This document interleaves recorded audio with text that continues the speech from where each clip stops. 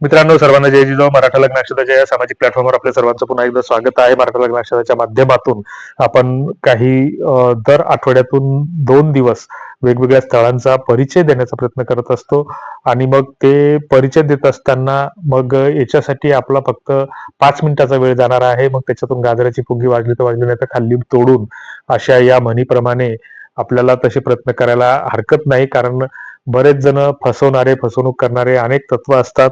मराठा लग्न अक्षता हा कोणालाही कुठल्याही गोष्टीसाठी पैशाची मागणी करत नाही किंवा आम्ही लग्न जुळवतो असा दावा आम्ही कुठेच करत नाही. कृपया लग्नासाठी कुणीही आम्हाला फोन करू नये. मात्र जे काही आपण 2-3 पद्धतीतून जे काही लग्नासाठी जुळवण्यासाठी जो काही मदत करण्याचा प्रयत्न करतो, तर त्याच्यामध्ये आपलं एक ॲप्लिकेशन आहे. त्या ॲप्लिकेशनच्या माध्यमातून आपण रिक्वेस्ट कशी टाकावी यासाठी वेगळी माहिती आपण वेगळ्या व्हिडिओमध्ये दिलेली आहे. दुसरीकडे जे काही आपले WhatsAppचे ग्रुप आहेत, तर त्याचा निव्वळ कचरा आणि बाजार झालेला आहे, की आपण फक्त त्याच्यामध्ये अपेक्षा ठेवतो, की या ग्रुपवर मुलीचे बायोडेटा येत नाहीत. 10वी झालेल्या मुलीचे टाका, 12वी झालेल्या टाका, गरीब घरच्या टाका, अनाथ आश्रमातील टाका.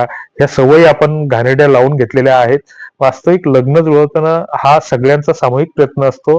मात्र आपल्याला ज्या काही सवयी लागलेल्या आहेत, तर लग्न जुळवणारा जातो कुठंतरी आणि लग्नात आपण राजकारणी लोकांचे सत्कार करत बसतो. ही प्रथा कुठेतरी बंद करा. मात्र जर एखाद्या वेळेस संचलन करताना माईक हातात आला आणि तिथं जर राजकारण्याची नावं घ्यायचं जर टाळलं, तर तिथं म्हणजे त्या संचलनकर्त्याला मारायला पण जोर करतात, की त्यांची प्रतिष्ठा कमी केली म्हणून. ही अशी आपण अवस्था आणि व्यवस्था करून घेतलेली आहे आणि मग याचेच परिणाम आपण कुठेतरी भोगतो आहोत. कोणी कोणाच्या मधात पडायला तयार नाही. इकडून तिकडून पोरीची काही भानगड झाली, की जे काही केलं ते मध्यस्थानच केलं किंवा मधात्रीनंच केलं म्हणून त्याच्या घरावर दगड घेऊन जायला तयार असतो. त्याच्यामुळे कोणी या भानगडीत पडत नाही.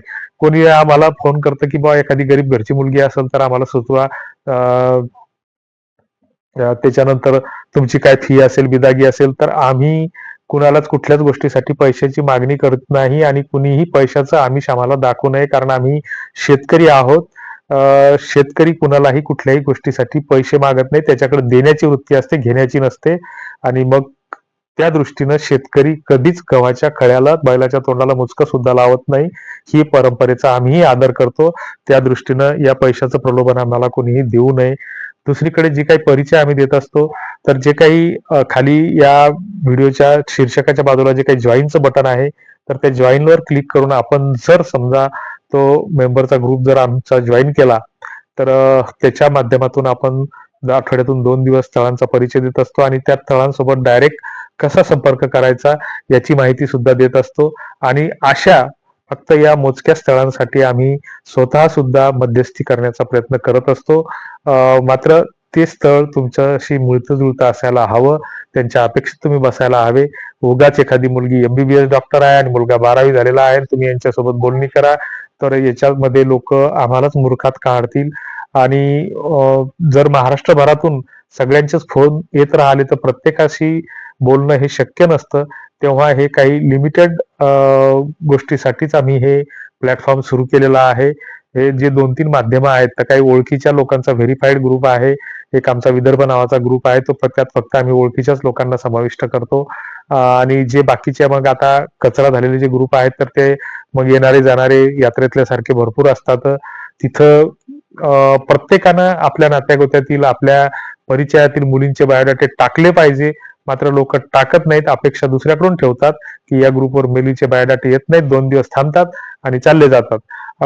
ज्यावेळेस एखाद्या ग्रुपवर 20 मुलांचे बायोडाटे येतात आणि एक हुकून चुकून 2 बायोडाटे जर मुलीचे आले, तर त्याच्यावर लगेच मग त्या कॉमेंट करून खाली भंडावून सोडतात, की ते मग कुठेतरी मुलीचे पालक किंवा वडील त्या ग्रुपमधून काढता पाय घेतात. आणि विवाह संस्थेवाले त्यांच्या माध्यमातून लग्न जुळत आहेत, त्यांच्याकडे जे काही नोंदणी करून आलेले बायोडाटे असतात, तर ते मग त्या ग्रुपवर प्रसिद्ध करत असतात. मात्र आम्ही परस्पर कुणाचेही बायोडाटे किंवा मोबाईल नंबर कुणालाही तसे फॉरवर्ड करत नाही किंवा प्रसिद्ध करत नाही किंवा कुणाचीही माहिती आम्ही सार्वजनिक करत नाही.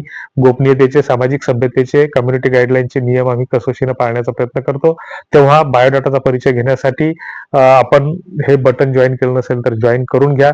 त्याच्यावर आम्ही अनाथ आश्रमाविषयी सुद्धा माहिती देत असतो. सत्य आणि वस्तुनिष्ठ माहिती देण्याचा आमचा हा प्रामाणिक प्रयत्न आहे. तुमच्या काही फीडबॅक सूचना असतील तर त्या कमेंट बॉक्समध्ये नक्की कळवा. तुर्तास धन्यवाद.